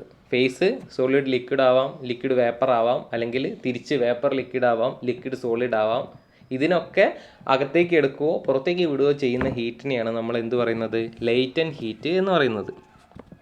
അപ്പോൾ സെൻസിബിൾ ഹീറ്റ് ഗെയിൻ റൂമിനകത്തുള്ള എയർ ആണ്. എയറിൻ്റെ അകത്ത് സെൻസിബിൾ ഹീറ്റ് ഗെയിൻ എന്ന് പറഞ്ഞു കഴിഞ്ഞാൽ എയർ ടെമ്പറേച്ചർ വർദ്ധിപ്പിക്കുന്ന സോഴ്സുകളെയാണ് നമ്മൾ ഈ സെൻസിബിൾ ഹീറ്റ് ഗെയിൻ എന്ന് പറയുന്നത്. സെൻസിബിൾ ഹീറ്റ് ഗെയിൻ എന്ന് പറഞ്ഞാൽ റൂമിനകത്ത് എന്തുണ്ടാവരുത്? വേപ്പറിൻ്റെ കണ്ടൻറ്റ് കൂട്ടാൻ പാടില്ല, പകരം എയറിൻ്റെ ടെമ്പറേച്ചർ മാത്രം വർദ്ധിപ്പിക്കുന്ന ഹീറ്റ് സോഴ്സുകളെ, അതിനെയാണ് നമ്മൾ എന്ത് പറയുന്നത്? Sensible heat gain. അങ്ങനെ ലഭിക്കുന്ന ഹീറ്റിനെയാണ് നമ്മൾ എന്ത് പറയുന്നത്? സെൻസിബിൾ ഹീറ്റ് ഗെയിൻ എന്ന് പറയുന്നത്. അപ്പോൾ ഈ സെൻസിബിൾ ഹീറ്റ് ഗെയിൻ എന്നുള്ള കാറ്റഗറിയിൽ വരുന്ന കൂളിംഗ് ലോഡ്സിൻ്റെ കമ്പോണൻസ് എന്തൊക്കെ ഉണ്ട് നോക്കാം. അപ്പോൾ ഇവിടെ ഒരു ചിത്രം ഉണ്ട്, ആ ചിത്രം ഒന്ന് ശ്രദ്ധിച്ചാൽ നിങ്ങൾക്ക് മനസ്സിലാവും. അതിനകത്ത് ഒരാൾ റൂമിനകത്ത് ഇരിക്കുന്നുണ്ട്. അപ്പോൾ ആ റൂമിനകത്ത് ഒരു എയർ കണ്ടീഷനിങ് സിസ്റ്റം വെക്കുന്നുണ്ടെങ്കിൽ ആ എയർ കണ്ടീഷനിങ് സിസ്റ്റത്തിന് വലിച്ച് പുറത്തിടേണ്ട ഹീറ്റ്, അമിതമായിട്ടുള്ള ഹീറ്റിനെ എന്ത് ചെയ്യണം? വലിച്ച് പുറത്തിടണം. ആ വലിച്ച് പുറത്തിടേണ്ട ഹീറ്റിനെയാണ് നമ്മൾ കൂളിംഗ് ലോഡ് എന്ന് പറയുന്നത്. ആ കൂളിംഗ് ലോഡ് വർദ്ധിപ്പിക്കുന്ന കമ്പോണൻസ് എന്ന് പറഞ്ഞു കഴിഞ്ഞാൽ അവിടെ ഹീറ്റ് സോഴ്സുകളാണ്. അവിടെ ഉണ്ടാകുന്ന പലതരത്തിലുള്ള ഹീറ്റ് സോഴ്സുകളാണ്. അപ്പോൾ എന്തൊക്കെയാണ് അവിടെയുള്ള ഹീറ്റ് സോഴ്സുകൾ എന്ന് നോക്കാം. അപ്പോൾ അവിടെ നിങ്ങൾക്ക് ഒന്ന് കാണാൻ പ്രധാനമായിട്ട് എന്താണ്? സൂര്യപ്രകാശം ഒരു ഗ്ലാസ് വഴി അകത്തേക്ക് വരുന്നുണ്ട് അല്ലേ? അപ്പോൾ സൂര്യപ്രകാശം കണ്ടിന്യൂസ് ആയിട്ട് റൂമിനകത്തേക്ക് വരുന്നുണ്ടെങ്കിൽ അതുവഴി എന്ത് വരും? ആ റൂമിനകത്ത് ഒരു ഇൻറ്റേർണൽ ഹീറ്റ് ഗെയിൻ ഉണ്ടാവും. അതൊരു സെൻസിബിൾ ഹീറ്റ് ഗെയിൻ ആണ്. പിന്നെ ഈ ഗ്ലാസ്സിനകത്ത് കണ്ടക്ഷൻ വഴി എന്ത് ചെയ്യും? Conduction mode of heat transfer ആണ്. നിങ്ങൾക്കറിയാം കണ്ടക്ഷൻ, കൺവെക്ഷൻ, റേഡിയേഷൻ അല്ലേ? 3 തരത്തിലുള്ള ഹീറ്റ് ട്രാൻസ്ഫർ ഉണ്ട്. കണ്ടക്ഷൻ ഉണ്ട്, കൺവെക്ഷൻ ഉണ്ട്, റേഡിയേഷൻ ഉണ്ട്. ഈ 3 തരത്തിലുള്ള ഹീറ്റ് ട്രാൻസ്ഫറും ഈ 3 ഹീറ്റ് ട്രാൻസ്ഫറുകളും നമ്മുടെ സെൻസിബിൾ ഹീറ്റ് വർദ്ധിപ്പിക്കാൻ ഉള്ള ഫാക്ടേഴ്സാണ്. ഈ 3 തരത്തിൽ ഉണ്ടാകുന്ന ഹീറ്റ് ട്രാൻസ്ഫറുകളും ഏത് ഹീറ്റാണ് വർദ്ധിപ്പിക്കുന്നതെന്ന് ചോദിച്ചു കഴിഞ്ഞാൽ ഏതാണ്? നമ്മുടെ സെൻസിബിൾ ഹീറ്റാണ് വർദ്ധിപ്പിക്കുന്നത്. ഇനി എക്സ്റ്റീരിയർ വാള് അല്ലേ, പുറത്തുള്ള ചുമരുകൾ. ഇപ്പോൾ ഗ്ലാസ്സിനകത്ത് ഡയറക്റ്റ് സൂര്യപ്രകാശം ഉള്ളിലേക്ക് വരുന്ന കേസാണ് നമ്മൾ പറഞ്ഞത്. ഇനി അതല്ലാതെ പുറത്തുള്ള വാള് ഡയറക്റ്റ് വരുന്നില്ല, പക്ഷേ പുറത്തുള്ള വാള് ചൂടാകുന്നുണ്ടെന്ന് വിചാരിക്കാം. പുറത്തുള്ള വാള് ചൂടായി കഴിഞ്ഞാൽ അത് എന്ത് ചെയ്യും, കുറേ സമയം കഴിഞ്ഞാൽ ആ വാൾ മൊത്തം ചൂടായിട്ട് അതിനകത്തുള്ള ഹീറ്റ് ഈ റൂമിനകത്തേക്ക് സപ്ലൈ ചെയ്യും. അങ്ങനെയാണ് എന്ത് ചെയ്യുന്നത്, എക്സ്റ്റീരിയർ വാൾ വഴി നമ്മൾ എന്ത് ചെയ്യുന്നത്, കണ്ടക്ഷൻ വഴി അതിൻ്റെ ഉള്ളിൽ കൂടെ ഹീറ്റ് ട്രാൻസ്ഫർ ചെയ്തിട്ട് വരാം. പിന്നെ നമുക്കിവിടെ പറയുന്ന അടുത്തൊരു ടേമാണ് ഇൻഫിൽട്രേഷൻ. എന്താണ് ഇൻഫിൽട്രേഷൻ എന്ന് പറഞ്ഞാൽ? ഇൻഫിൽട്രേഷൻ എന്ന് പറഞ്ഞാൽ എന്തെങ്കിലും ഗ്യാപ്പുകൾ, ചെറിയ ചെറിയ എയർ ഹോളുകൾ അല്ലെങ്കിൽ വാതിലിൻ്റെ ജനലിൻ്റെ ഇടയിൽ കൂടെയുള്ള ചെറിയ വിടവുകളിലൂടെയൊക്കെ എന്ത് ചെയ്യാം, ഈ പുറത്തുള്ള ഹീറ്റ് എന്ത് ചെയ്യാം, ആ ഒരു ടെമ്പറേച്ചർ ഡിഫറൻസ് ഇല്ലേ, പുറത്ത് നമ്മൾ റൂമിൻ്റെ ഉള്ളിൽ എയർ കണ്ടീഷൻഡ് സ്റ്റേറ്റ് ആണെങ്കിൽ പുറത്ത് ടെമ്പറേച്ചർ അതിനേക്കാളും കൂടുതലായിരിക്കും. അപ്പോൾ പുറത്തുള്ള ഹൈ ടെമ്പറേച്ചറുള്ള എയർ റൂമിനകത്തേക്ക് ഇൻഫിൽട്രേഷൻ വഴിയൊക്കെ നമുക്ക് എന്ത് ചെയ്യാം, അകത്തേക്ക് വരാനുള്ള ചാൻസ് ഉണ്ട്. അപ്പോൾ അങ്ങനെ വരുന്ന ഇൻഫിൽട്രേഷൻ വഴി അകത്തേക്ക് കയറി വരുന്ന എയർ റൂമിനകത്ത് വർദ്ധിപ്പിക്കുന്ന എമൗണ്ട് ഓഫ് ഹീറ്റ് ഉണ്ട്. അതും ഒരു സെൻസിബിൾ ഹീറ്റ് ഗെയിൻ എന്നുള്ള വിഭാഗത്തിൽ ഉൾപ്പെടുത്താം. പിന്നെ അടുത്തതെന്ന് പറഞ്ഞാൽ എന്താണ്, റൂഫ്. നിങ്ങൾക്ക് കാണാം. എന്താ റൂഫ് എന്ന് ഉദ്ദേശിക്കുന്നത്? നിങ്ങൾക്കറിയാം, ഈ ടെറസ് അല്ലേ, കോൺക്രീറ്റ് ചെയ്ത റൂഫുള്ള സ്ഥലങ്ങളിലൊക്കെ പകൽ സൂര്യപ്രകാശം വെയിൽ വരുന്ന സമയത്ത് ആ ഹീറ്റ് മൊത്തം എന്ത് ചെയ്യും, അതിനകത്തേക്ക് അബ്സോർബ് ചെയ്തെടുക്കും. എന്നിട്ട് രാത്രി ആകുന്ന സമയത്ത് ആ റൂഫിനകത്തുനിന്ന് ആ ഹീറ്റിനെ താഴേക്ക് വിടുന്ന ഒരു പ്രതിഭാസമുണ്ട് അല്ലേ. രാത്രി സമയത്ത് ആ റൂഫ് എന്ത് ചെയ്യും, ആ ഹീറ്റിനെ താഴേക്ക് വിടും. ആ താഴേക്ക് വിടുമ്പോൾ നിങ്ങൾക്ക് ഡിസ്കംഫേർട്ട് ഫീൽ ചെയ്യുന്നുണ്ട്. കാരണം എന്താണ്, അത് റൂമിനകത്തുള്ള കൂളിംഗ് ലോഡ് വർദ്ധിപ്പിച്ചുകൊണ്ടിരിക്കുകയാണ്. അപ്പോൾ നമുക്ക് റൂമിനകത്തുള്ള കൂളിംഗ് ലോഡ് വർദ്ധിപ്പിക്കുന്ന, റൂമിനകത്തുള്ള സെൻസിബിൾ ഹീറ്റ് കൂട്ടുന്ന ഒരു ഫാക്ടറായിട്ട് നമുക്ക് ഈ ഒരു റൂഫിനകത്തുനിന്ന് അകത്തേക്ക് വരുന്ന ഹീറ്റിനെ നമുക്ക് കണക്കിലെടുക്കാം. അപ്പോൾ അതാണ് റൂഫ് എന്നുള്ള കേസിൽ പറയാനുള്ളത്. പിന്നെ ഇവിടെ കാണാം ലൈറ്റ്സ്, അതർ എക്യുപ്മെൻറ്റ്സും ഒക്കെ അല്ലേ. അതായത് ലൈറ്റ് നിങ്ങൾക്കറിയാം, ഇപ്പോൾ LED-യിലും CFL ഒന്നും അധികം ഇല്ലെങ്കിലും പഴയ ലാമ്പുകൾ അല്ലേ, പഴയ ബൾബുകൾ ഉണ്ടെന്നുണ്ടെങ്കിൽ അത് ഒരുപാട് ഹീറ്റ് ലിബറേറ്റ് ചെയ്യുന്നതാണ്. അല്ലെങ്കിൽ പല ബൾബുകളും ഉണ്ട്, അതിനകത്തു നിന്ന് ഒരു സെർട്ടൈൻ എമൗണ്ട് ഓഫ് ലൈറ്റ് എനർജിയുടെ കൂടെ ഹീറ്റ് എനർജിയും കൂടെ റൂമിലേക്ക് ലിബറേറ്റ് ചെയ്യും. അപ്പോൾ അത് ഒരു എന്താണ്, ഹീറ്റ് ലോഡ് ഉണ്ടാക്കാൻ കാരണമായിട്ടുള്ള, അല്ലെങ്കിൽ കൂളിംഗ് ലോഡ് ഉണ്ടാക്കാൻ കാരണമായിട്ടുള്ള ഒരു ഹീറ്റ് സോഴ്സ് ആണെന്ന് നമുക്ക് പറയാം. ലൈറ്റുകൾ ഉണ്ടാവാം, ഫാനുകൾ ഉണ്ടാവാം, അല്ലെങ്കിൽ കമ്പ്യൂട്ടർ പോലുള്ള വേറെ എന്തെങ്കിലും മെഷീനുകൾ ഉണ്ടാവാം. ഇതിനകത്തു നിന്നൊക്കെ ഇപ്പോൾ പ്രിൻ്റർ അല്ലെങ്കിൽ അങ്ങനെയുള്ള എന്ത് ഉപകരണം ഉണ്ടെങ്കിലും, ചിലപ്പോൾ അയൺ ബോക്സ് വെച്ചിട്ട് അയൺ ചെയ്യുന്നുണ്ടെങ്കിൽ, അപ്പോൾ ഇതിനകത്തു നിന്നൊക്കെ എന്ത് ചെയ്യുന്നുണ്ട്, ഇങ്ങനത്തെ അപ്ലയൻസസ് വഴിയൊക്കെ റൂമിനകത്ത് കുറേ ഹീറ്റുകൾ ഇങ്ങനെ പ്രൊഡ്യൂസ് ചെയ്തുകൊണ്ടിരിക്കുന്നുണ്ട്. അതും എന്താണ്, കൂളിംഗ് ലോഡ്സിൻ്റെ കമ്പോണൻ്റ് ആണ്. സെൻസിബിൾ ഹീറ്റ് ഗെയിൻ എന്ന് പറയുന്നത് ഫാക്ടറിൻ്റെ ഉള്ളിൽ വരുന്നതാണ് ഈ കാര്യങ്ങളൊക്കെ. പിന്നെ വരുന്നത് എന്താണ്, പീപ്പിൾ. എന്താണ് ഈ പീപ്പിൾ എന്നുള്ളതുകൊണ്ട് ഉദ്ദേശിക്കുന്നത്? പീപ്പിൾ എന്ന് പറഞ്ഞു കഴിഞ്ഞാൽ ആൾക്കാർ, നിങ്ങൾക്കറിയാം, ആൾക്കാരുടെ ശരീരത്തിൽ അല്ലേ, നിങ്ങളുടെ ശരീരത്തിൽ നേരത്തെ പറഞ്ഞ പോലെ പുറത്തു വിടുന്ന, ശരീരത്തിൻ്റെ വർക്കിങ്ങിൽ ആവശ്യത്തിലധികം വരുന്ന ഹീറ്റ് ബോഡി പുറന്തള്ളും. ആ ഹീറ്റും എന്ത് ചെയ്യുന്നുണ്ട്, റൂമിൻ്റെ ഉള്ളിലുള്ള ആ ഒരു കൂളിംഗ് ലോഡ് വർദ്ധിപ്പിക്കുന്നുണ്ട്. അപ്പോൾ ഈ വർദ്ധിപ്പിക്കുന്ന ഹീറ്റുകൾ, ഇത്രയും കാര്യങ്ങളൊക്കെയാണ് എന്ത്, കൂളിംഗ് ലോഡ് കമ്പോണൻസ് എന്ന് പറയുന്നത്. അതുപോലെ തന്നെ ആ ഫ്ലോർ ചൂടായിട്ട് ഹീറ്റ് വരാം. അതുപോലെ തന്നെ പാർട്ടീഷൻ വാളുകൾ. എന്താ ഈ പാർട്ടീഷൻ വാൾ എന്ന് പറഞ്ഞാൽ? അതായത് നിങ്ങളിപ്പോൾ ഒരു പാർട്ടീഷൻ വാൾ വഴി അപ്പുറത്ത് വേറെ റൂം ഉണ്ടെന്ന് വിചാരിക്കുക. ആ റൂം എയർ കണ്ടീഷൻഡ് അല്ല എന്ന് വിചാരിക്കുക. ആ റൂം എയർ കണ്ടീഷൻഡ് അല്ല എന്നുണ്ടെങ്കിൽ എന്ത് സംഭവിക്കും? ആ റൂം എയർ കണ്ടീഷൻഡ് അല്ല എന്നുണ്ടെങ്കിൽ ഈ പാർട്ടീഷൻ വാളിൻ്റെ ഇടയ്ക്ക് എന്തെങ്കിലും ലീക്കേജ് കാര്യങ്ങളൊക്കെ ഉണ്ടെന്നുണ്ടെങ്കിൽ അതുവഴിയൊക്കെ അവിടെ നിന്ന് എന്ത് ചെയ്യും, ഈ ഹോട്ട് എയർ റൂമിനകത്തേക്ക് പ്രവേശിക്കുകയും റൂമിൻ്റെ ഉള്ളിലുള്ള കൂളിംഗ് ലോഡിനെ വർദ്ധിപ്പിക്കുകയും ചെയ്യും. അങ്ങനെയാണെങ്കിൽ അതും ഒരു എന്താണ്, ഹീറ്റ് സോഴ്സാണ് പാർട്ടീഷൻ്റെ വാള് എന്ന് പറയുന്നത്. അപ്പോൾ പാർട്ടീഷൻ്റെ വാള്, ഫ്ലോറ്, ഈ electronic equipments, roof, people, infiltration, അതുപോലെ സൺലൈറ്റ്, സോളാർ റേഡിയേഷൻ, ഇങ്ങനെ പറയുന്ന എല്ലാ സാധനങ്ങളുമാണ് എന്ത്, കൂളിംഗ് ലോഡിൻ്റെ കമ്പോണൻറ്റ്. അതായത് സെൻസിബിൾ ഹീറ്റ് ഗെയിൻ റൂമിനകത്ത് ഉണ്ടാക്കുന്ന കമ്പോണൻസ്. ഈ കമ്പോണൻസിനെയാണ് നമ്മൾ ഇവിടെ നമ്പർ ഇട്ടിട്ട് എക്സ്പ്ലെയിൻ ചെയ്തിട്ടുണ്ട്. 1, 2, 3, 4, 5, 6, 7, 8 കമ്പോണൻ്റ് ആയിട്ട് നമ്മൾ എക്സ്പ്ലെയിൻ ചെയ്തിട്ടുണ്ട്. അപ്പോൾ ഈ പറഞ്ഞ കാര്യങ്ങളൊക്കെയാണ്. അപ്പോൾ അത് നിങ്ങൾ വായിച്ചു നോക്കിയാൽ മതി. ഓക്കെ, ഇനി അടുത്തതായിട്ട് പറയാനുള്ളത് ലേറ്റൻറ്റ് ഹീറ്റ് ഗെയിൻ. അപ്പോൾ നമ്മളിപ്പോൾ പറഞ്ഞത് എന്താണ്, സെൻസിബിൾ ഹീറ്റ് ഗെയിനും ആ സെൻസിബിൾ ഹീറ്റ് ഗെയിൻ ഉണ്ടാക്കുന്ന കൂളിംഗ് ലോഡിൻ്റെ കമ്പോണൻസിനെ കുറിച്ചാണ് നമ്മൾ നേരത്തെ പറഞ്ഞത്. ഇനി നമ്മൾ പറയാനുള്ളത് എന്താണ്, ലേറ്റൻറ്റ് ഹീറ്റ് ഗെയിൻ ആണ്. എന്താണ് ഈ ലേറ്റൻറ്റ് ഹീറ്റ് ഗെയിൻ എന്ന് പറഞ്ഞാൽ? നമുക്കറിയാം, റൂമിനകത്ത് ഉണ്ടാവുന്ന വേപ്പർ കണ്ടൻറ്റ് അല്ലെങ്കിൽ മോയ്സ്ചർ കണ്ടൻറ്റിനെയാണ് നമ്മൾ ലേറ്റൻറ്റ് ഹീറ്റ് എന്ന് പറയുന്നത് അല്ലേ. അല്ലെങ്കിൽ മോയ്സ്ചർ കണ്ടൻറ്റ് ഉണ്ടാകുമ്പോൾ വലിച്ചെടുക്കുന്ന ഹീറ്റ്, അതിനെയാണ് നമ്മൾ ലേറ്റൻറ്റ് ഹീറ്റ് എന്ന് പറയുന്നത്. അപ്പോൾ ഈ മോയ്സ്ചർ കണ്ടൻറ്റിൻ്റെ അളവ് കൂടിക്കഴിഞ്ഞാൽ അത് നമുക്ക് ഡിസ്കംഫേർട്ട് ഉണ്ടാകുന്നു അല്ലേ. ആ മോയ്സ്ചർ കണ്ടൻറ്റ് കുറയ്ക്കാൻ വേണ്ടിയിട്ട് നമ്മൾ എയർ കണ്ടീഷനിങ്ങിൻ്റെ അകത്ത് ഡീഹ്യൂമിഡിഫയർ ഉപയോഗിക്കുന്നു. കാരണം മോയ്സ്ചർ കണ്ടൻറ്റ് കൂടിക്കഴിഞ്ഞാൽ ഹ്യൂമിഡിറ്റി കൂടുന്നു.